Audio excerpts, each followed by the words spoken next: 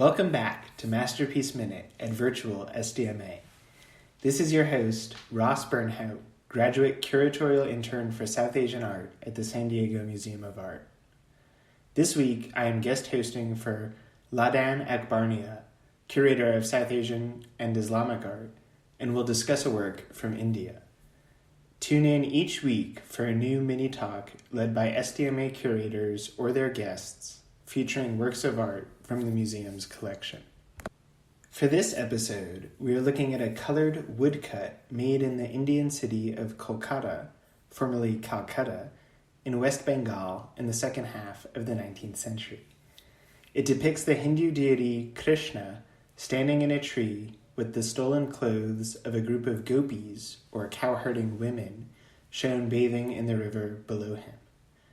Notice the row of fish in the foreground meant to increase its legibility as a river. Krishna, whose name means black or dark blue in Sanskrit, can be easily recognized here by his dark skin and the flute he plays.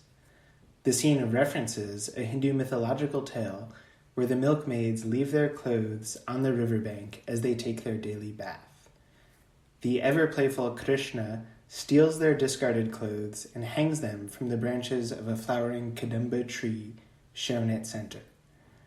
The gopis eventually receive their clothes and feel even greater devotion to Krishna.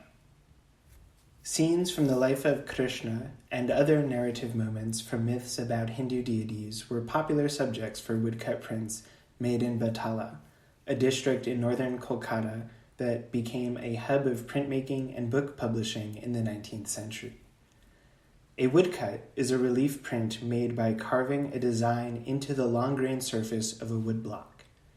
An impression is then made on paper by applying ink to the surface design that stands in relief from the engraved composition.